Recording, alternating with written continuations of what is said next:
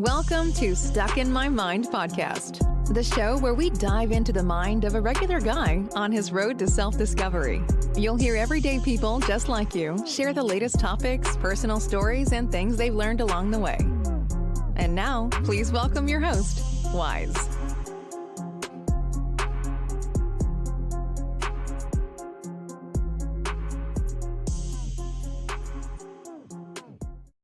And welcome to another episode. I am your host, W-I-Z-E, and I have a very special guest. He is a fellow podcaster. He's been doing this for quite some time. I think he got like 22 shows under his belt, something like that. Welcome to the show. Welcome to the show, the amazing Ralph Sutton. What's going on, Ralph? How are you, buddy? How's everything? I'm doing well, brother. How are you? I'm all right. A little crazy. It's hot as shit in New York City. But it is. I'm not that far. I'm up in Pennsylvania. I'm originally from New York City. But yes, it is hot up here as well. Yeah, it's been rough. It's definitely been rough. Oh, you got to, like, in my studio, I can't have an air conditioner because of the sound and all that. So I'm with a little dinky fan. Oh. It's funny. So we used to have that situation too, where we would make it as cold as possible, and then you'd have to turn off the AC.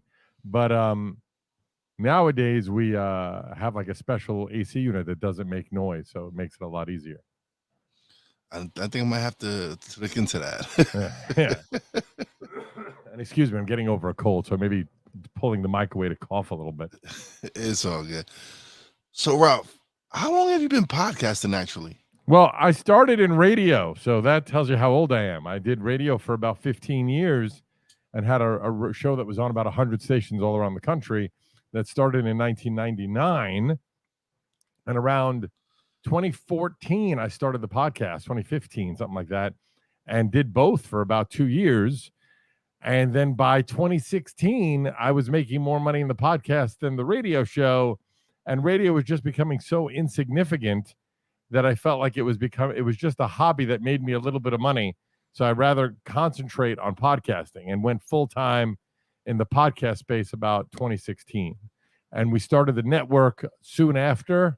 And now there's about 22 shows on the network, Gas Digital, mine, the SDR show being one of them. And then I do another podcast called Good Sugar, which is actually not on the network because it wouldn't really make sense for the network. So the transition from radio to podcasting wasn't that difficult, was it? It was in a little bit of a way, because with radio for a long time, it was one break, one thought. You talk for maybe 2 minutes of mic break because it wasn't talk radio. It was rock radio. So, you interview a celebrity or a rock star or whatever. And sometimes they'd be pre-recorded. Sometimes they'd be live. If they were live, the mic break would be 2 to 3 minutes and we'd play a song. Then maybe we'd do 2 to 3 minutes and that would be it. And if we did it a pre-record, we might take 10 or 15 minutes, but I knew at most 5 or 6 minutes were going to air. So it was a different mentality. And then when we started podcasting, the idea was, you can actually go in depth with people and you can ask deeper questions. I could interview anybody in radio without any research because you had 6 minutes. It was going to be the same stupid fucking questions over and over again because all they wanted to do was plug the new album or plug the tour or tell a story, and that would be it. So it was easy. And then when podcasting started, I was like, if we're going to fill an hour, I'm going to have to start really researching these people and understanding what type of person they are before we went on the air. So that took a while. And then also, excuse me, sorry about that, realizing I didn't have to figure out a way to tell a story in 30 seconds. I could actually tell the whole story. So those things did take some time. And also the biggest thing, which is funny, is that if you listen to early SDR shows, radio live for an hour, my show was 3 hours, but each hour had to be an exact hour or you would get cut from the station. Like that station ID hit at the top of the hour, whether you wanted it to or not. So for us, I had to make sure that I was finishing that mic thought at 11:59 and 59 seconds, or it was going to get cut anyway. So all the first podcasts, like the first year, if you look at those podcasts, they are 1 hour exactly. That's it. And then I started realizing, oh, I could talk more or I could talk less. Like if it's not going well, we could bail at 48 minutes. If it's going great, we could keep going to 115. I like to try and keep it about an hour because that's what people are expecting from the show. Maybe your commute is an hour, so you're used to listening to it along the way. So I try to keep it about an hour. But it took me a while to realize it didn't have to be an exact hour. Oh, yeah. Now, I feel you because with me, when I first started podcasting, and I don't come from a radio background or any of that. I'm a table games dealer by trade. And table games, meaning casino, like ping pong? Yes. No. Gotcha. I deal blackjack, craps, roulette. Cool. So going into podcasting was a completely different animal for me. But then along the way, I've started doing so many different things. I've learned how to edit podcasts, video, all this stuff that I didn't. If you would have asked me a couple of years ago, I didn't know any of it. Mm-hmm. And so when I got furloughed from my job in early 2020, and I had been wanting to do a podcast, it was just like, you know what, let me just finally press record and get it done and do it. I mean, it's not hard. You know, I tell people, look, if I could do it, you could do it. It's not brain surgery. It's just a matter of sitting down and going to the school of Google and YouTube and figuring it out, because I guarantee you, whatever problem you come across, somebody's come across it. Yeah. Someone across it, and there's a YouTube video explaining how to fix it. You know, so you just don't want to do that. Most people just want to be, you know, the amount of people that just want a podcast on my network so they don't have to think about anything. They just show up and be you. Good for you. You got to get to a point where that happens for us to even think about bringing you on the network. But the good news is there is no barrier to entry anymore in podcasting. Anybody can do it. It costs nothing. So why wouldn't you do it? Just start. Most people just don't want to start. Sorry. Most people are afraid. They either don't know where to start or are afraid to start. Right. I mean, my answer to everybody is, there's so many people say to me, I would have such a great podcast. And I just respond with, okay, do it. Go. Start. You're not going to know until you do. Yeah. And I usually tell people you're going to hate the first 10 episodes anyway. So just start, because it's just going to be a shit show in the beginning. It is. Believe me, it's not. I just released today. I just released for my audio podcast. I released episode 150. Wow, good for you. And so and it takes time. Believe me, my first episode was 5 minutes long. 5 minutes long. It wasn't that long. It was basically an introduction, and then it just grew. Like went from 7 to 10 to now, where I average between 30, 45 minutes to an hour a podcast, and because I don't really want to. But again, like you said, it depends on the conversation. If you're having such a great conversation, sometimes you can go over the hour. Right, which is fine. But also what I say is whatever that time frame that you pick, 45 to an hour, 20 minutes, whatever it is, it's always better to add along the way like you did, as opposed to saying in the beginning, hey, we're going to do a 2-hour podcast. And then in 3 weeks, you realize, we can't fill 2 hours. Yeah. So you cut it down to 30 minutes. Anyone that was part of that fan base that was in it for the 2 hours are going to be like, fuck you, dude. I was in for 2 hours, and now you're asking me to only do 20 minutes, versus the other way where you grow and grow and grow is the better way to do it. Yeah, definitely. It's a better way to do it. I don't suggest anybody, if you're first starting out, to do 2 hours. Do 10, 15 minutes, do 20 minutes. Start off slowly. You don't have to fill out unless you want to record multiple episodes in a day, that's on you. But make it like 15, 20 minutes when you first start out. It doesn't have to necessarily be hours. Not only that, everybody wants, I want to do video, I want graphics, I want a great intro song, I want to do Patreon.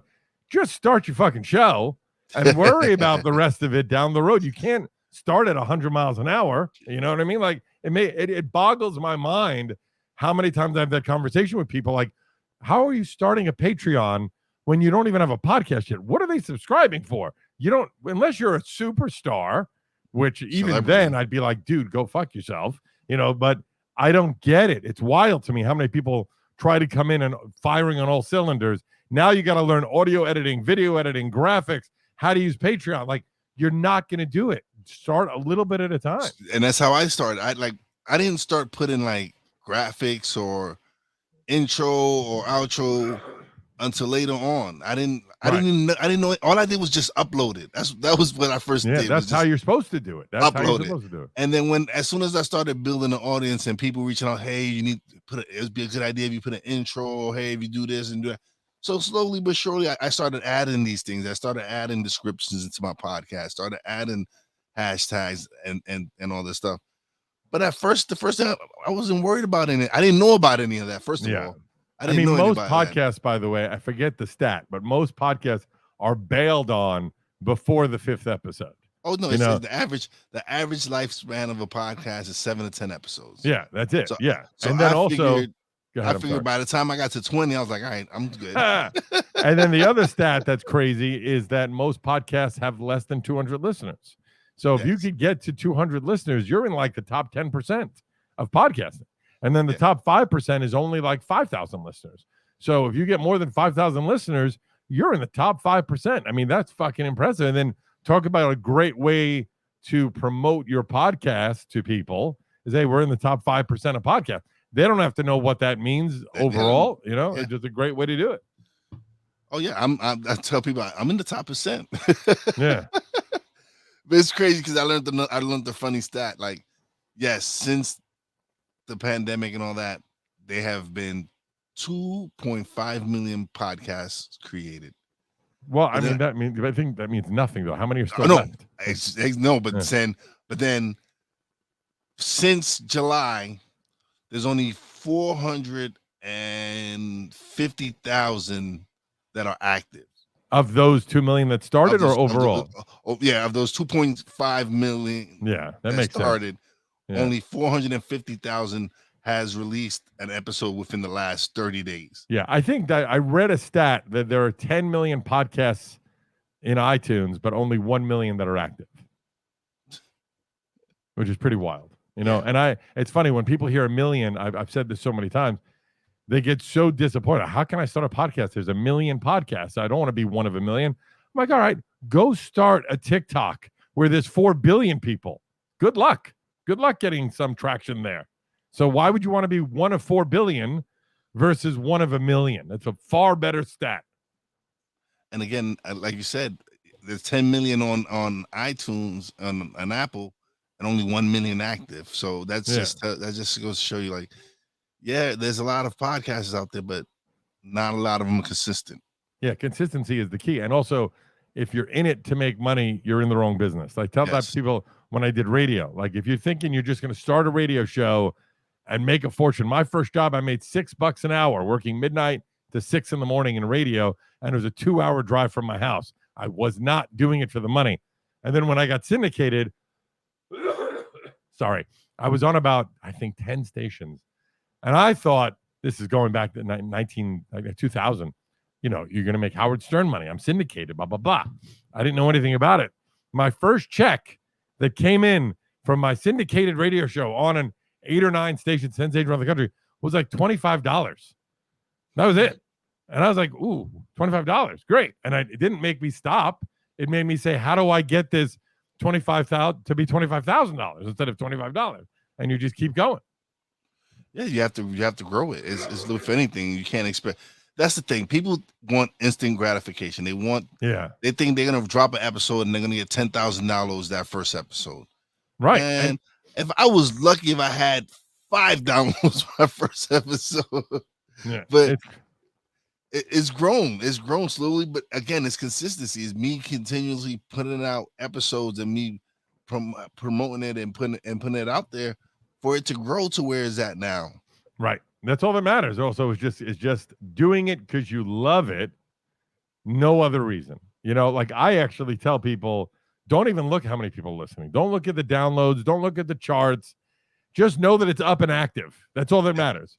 And the rest of it, once you start getting to a point where it becomes a business, then maybe you need to start worrying about it, because you got to worry about ad sales. You got to worry about, CPM rates and blah, blah, blah. But you shouldn't even think about that until, at least I think 2-3 years into it. Because unless if you're a celebrity or you're someone that got lucky and hit, right off the bat that you're killing it, good for you. But for the bulk of people, that is not going to be the issue. It's not. It's not. But again, people think that, again, with that instant gratification, they think it's going to happen instantly. It's not. Right. Like when I first started, it was difficult for me to find guests. Like one of the main questions was, how many downloads do you have? How many listeners do you have? And I'm like, I'm just starting out. I'm just beginning. I'm just going out. And I could have been discouraged and not reached out to anyone else, but I just continue to do it. Eventually those no's turned to yes. And eventually it came to the point where people started reaching out and be like, hey, I want to be a guest on your podcast. I'm like, okay, cool. Let's do this. Yeah. And so again, it takes the work. It took me not knowing anything and learning everything on the fly.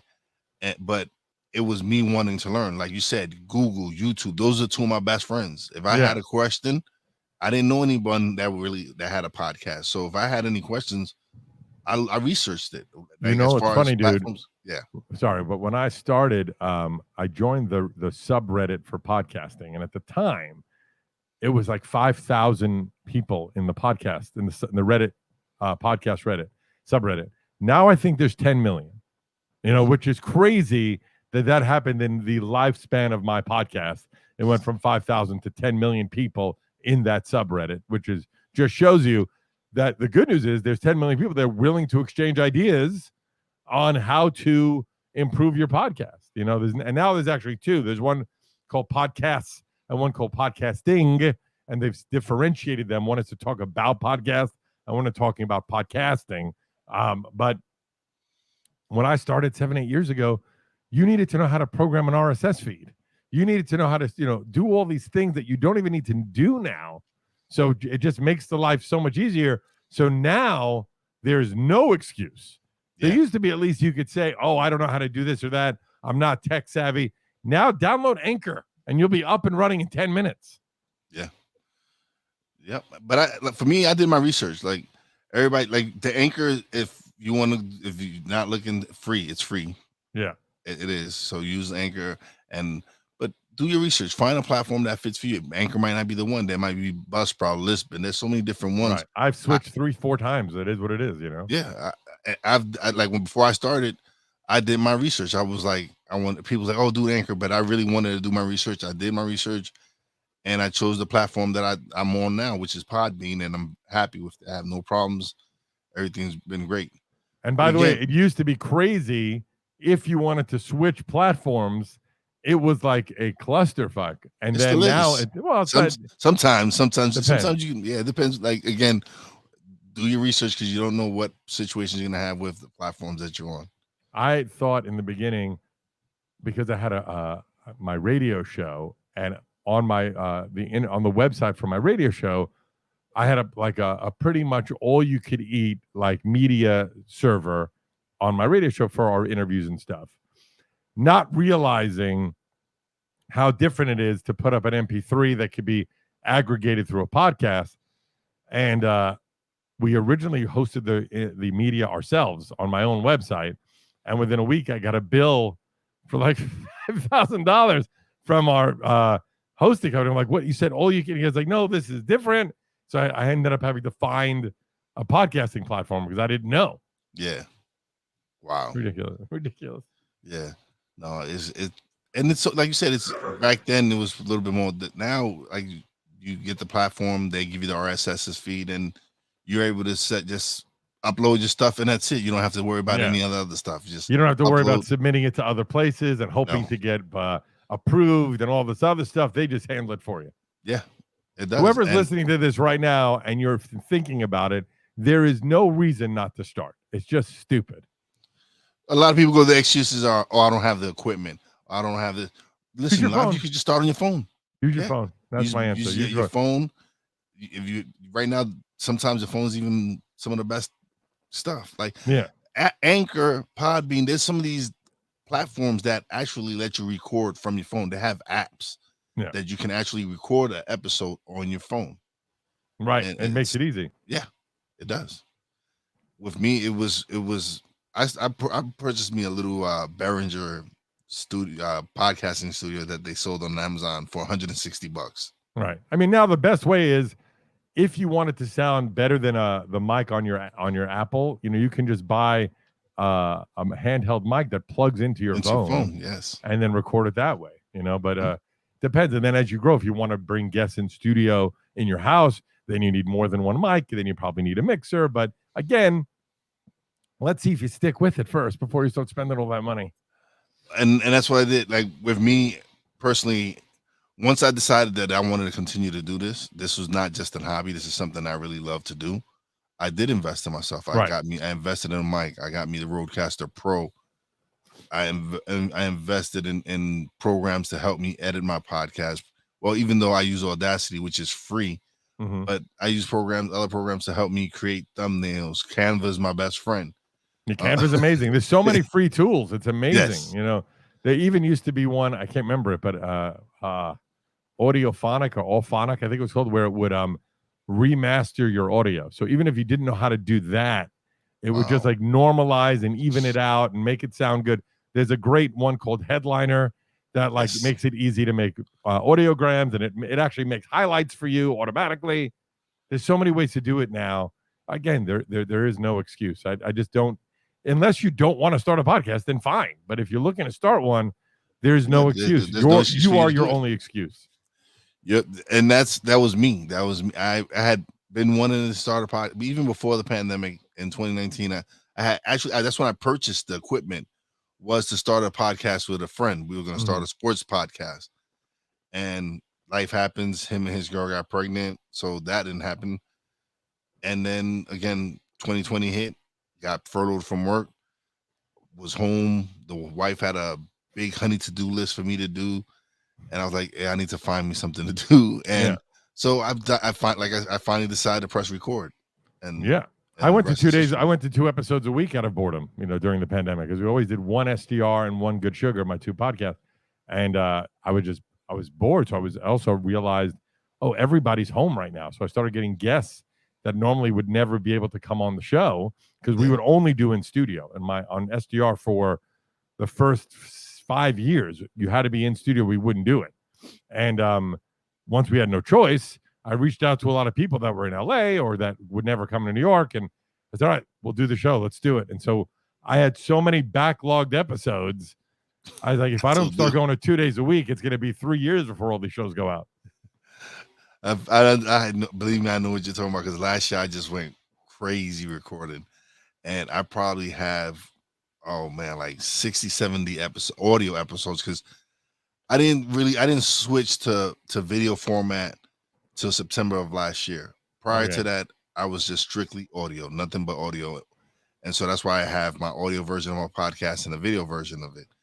And so I went crazy recording. It was like I was probably recording 2-3 episodes a day, like 6 days a week. That's funny. So I have so much audio content that I'm like, oh man, I really have to find a way. So I'm just releasing 2-3 episodes a week now, just trying to get. Well, what I would do also is that I would think about making one exclusive to fans, like Patreon fans or whatever, that way you can continue to keep a consistent schedule, and then people that want more can get more if they want it. It's a great way to do it.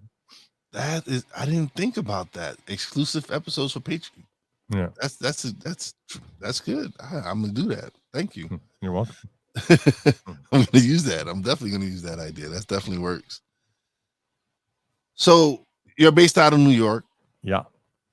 How has it been the last couple of years with podcasting? So what was crazy was, let's go back to the lockdown 2 years ago, right? Yeah. It was the weekend of St. Paddy's Day. I think it was like the 17th or 18th of March that there was a lockdown. And it was like the Wednesday or the Thursday, they announced, come Monday, you're not allowed in the office anymore, right? So I called up the producers and the hosts and figured out who needed what, who has cameras, who has computers, who has microphones, who has nothing. And we went to the studio and we just pulled everything. And then we sent Ubers to everybody that needed whatever they needed. And we never missed an episode. So coming Monday, every show was still live. And the wild thing was, if you remember 2 years ago, all network television was in reruns. if they were doing live shows, there was tons of technical glitches. They Yeah. didn't know what they were doing. There was echoes. There was feedback. We were putting out better content than multi-billion-dollar companies, which was wild because we had been doing stuff like this before. We were used to it. So now we're one of the only platforms that is putting out consistent content. It did wonders for us. The worst part was in the beginning, in March and April, because of the lockdown, we lost every advertiser, right? Nobody was spending money. One of our biggest advertisers at the time was a sports betting company. If there's no sports to bet on, there's no betting, so we lost that. And then a lot of companies couldn't ship or couldn't make things. So we lost everything, advertising wise. But thank God we had subscribers, because paid subscribers help pay the bills. And then it started to get out there like, oh, if you want new content, Gas Digital hasn't missed a beat. And we started to we doubled our subscriber base. Wow. We also offered in the beginning when we all thought it was only going to be for like a few weeks, we offered a 30-day free trial to the paid service for everybody that was home. And that did wonders for us, And then slowly it started to come back, but no show on the network ever missed an episode, which is a big plus for us. Not, it was wild. It may have been pre-taped, it may have been whatever, but we never missed an episode. So that really helped. And then the only thing that we lost was we did a big podcast rental business that has not really come back yet. That was part of our business model. And it's maybe 1/3 or 1/5 of what it used to be. But I think that'll come back eventually, But a podcasting rental business. We have 2, soon to be 3 studios in New York that are multi-camera with green screens and graphics and high-quality mics, high-quality cameras. So if you are an established show, because I will not let a newbie, unless you're super wealthy, waste money on our podcast studio. If you're a brand new studio, I'll tell them, just go start your own podcast before start you home. Yeah, don't start it. But if you've already got an audience or you have a deep pockets and you just don't want to think about it, so we had the Sopranos were renting our studio for a while. Some of the guys from the New York Knicks were renting for a while. A bunch of high-end shows were using our studios. Adam Carolla just used our studios 2 weeks ago. Joe Rogan used our studios a couple times. So we had a big rental business in New York City, but that went to zero after the lockdown, and now it's back to maybe 20% of what it was. But it's for established podcasts, or maybe you're looking to do a voiceover for a book or vocals for something, or do a reel for something. It's multi-use, these studios. So we use rental for different things. Oh, that's good. That's a good way to blend it all and have it all. Yeah, for a while, the rentals were paying the rent. It was crazy. It was amazing how many rentals we were doing. Of people doing podcasts, or just all different things? It was mostly podcasts, but some of them were like YouTubers or Discorders, or people that were doing. We even had a camera set up in the lounge so people could play video games and do shit like that. So it was whatever you wanted. Our whole rationale always was, if somebody wants to do something, we always say yes, even if we don't know how to do it yet. We'll figure it out. I like that. I like that way of thinking. I'm like that. Is, if I don't know it, I will figure it out. We briefly had like a what is it called? The teleprompter for somebody. We even had a telestrator for a while where you could draw on your screen and it would show up on the screen, for different people needing different things. We'll figure it out. It's not nothing these days, as we said at the top of this, is just a YouTube video away for figuring out how to do it. Yeah. I've learned so many different things. I've learned how to use OBS, BUTT, all these different tools that I've didn't know what, because I was a gamer, but I didn't stream live. Right. So I didn't know about OBS and all that until I started podcasting and started doing all this.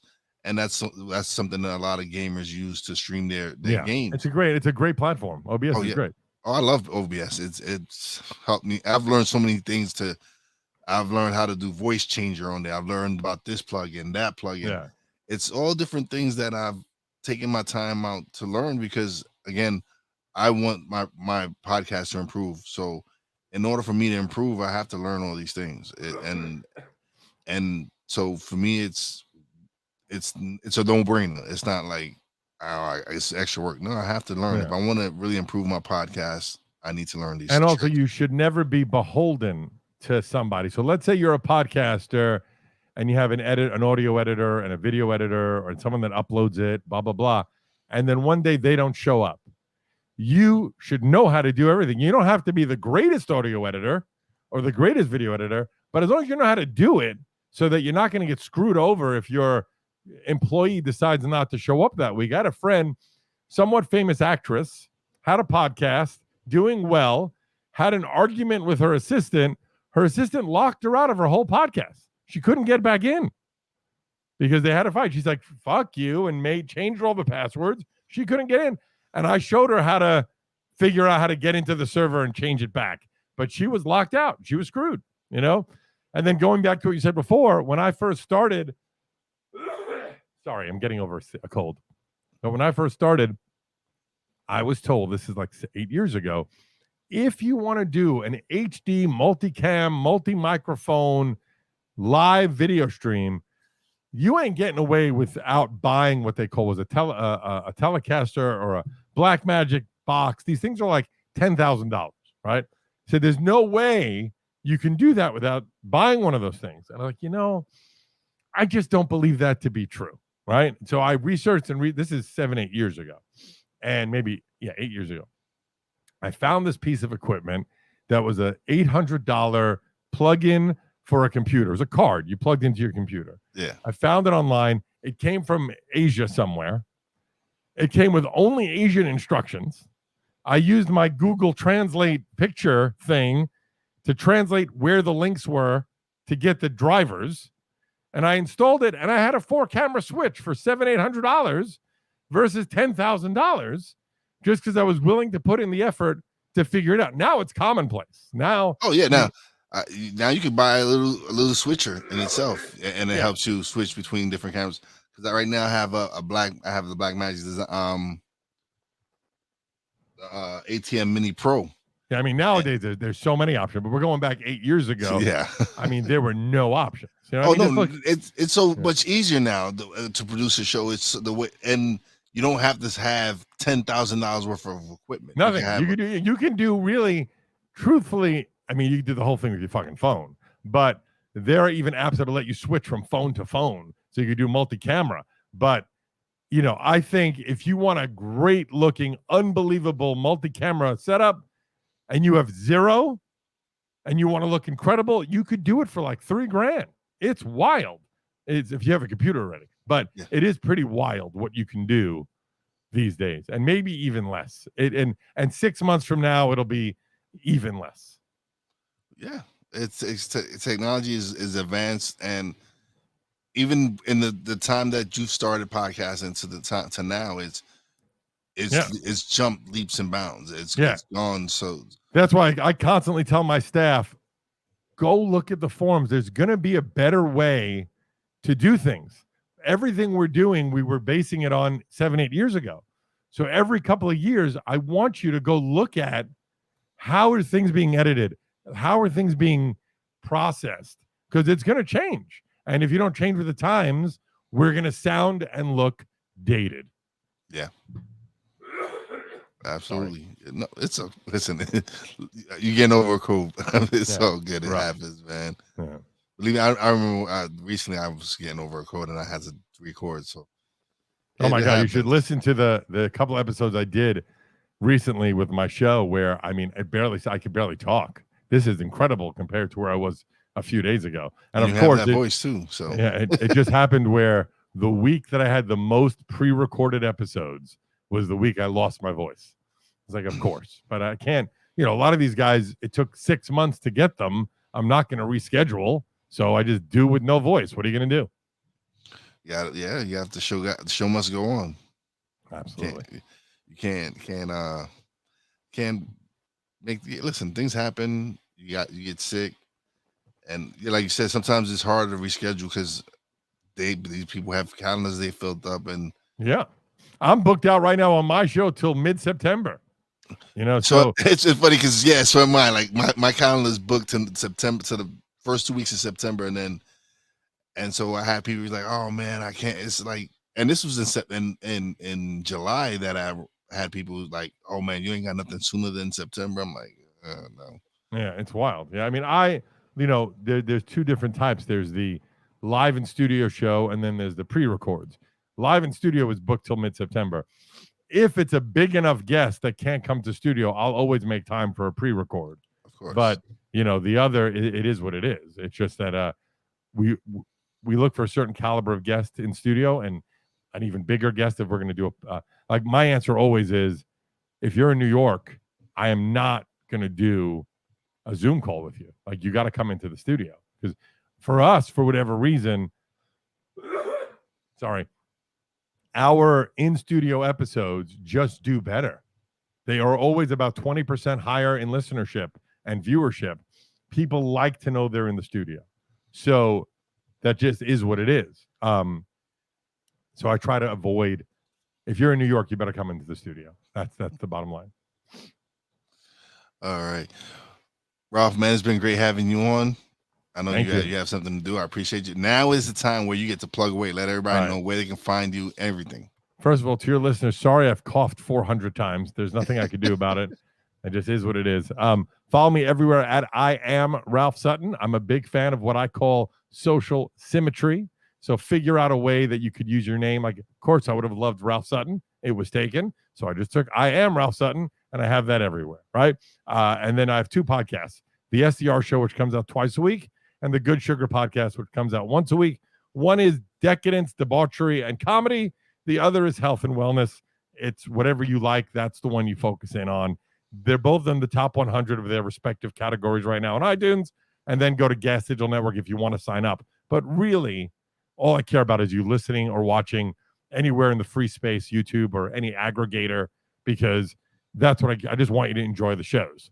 But if you decide you want to subscribe, go to Gas Digital, subscribe. But really, just go listen or watch anywhere. And I'm sure you'll enjoy something that happens. All right. Thanks, Ralph. But don't leave just yet. I want to talk to you a little bit off the air, but sure. I appreciate you coming by. Thank you, buddy. All right. Now it is time for shout-outs. Big shout-out to the Real Wise fam. Poppy J, Brandy J, love you guys. Big shout-out to the Boss Lady. Appreciate you, babe. Big shout-out to Ralph's son for coming by and sharing his story, and definitely having a great time talking to him. And as always, a big, big shout out to all the essential workers out there. God bless y'all. Be safe. You know your boy Wise does it. Peace out. Thanks for listening.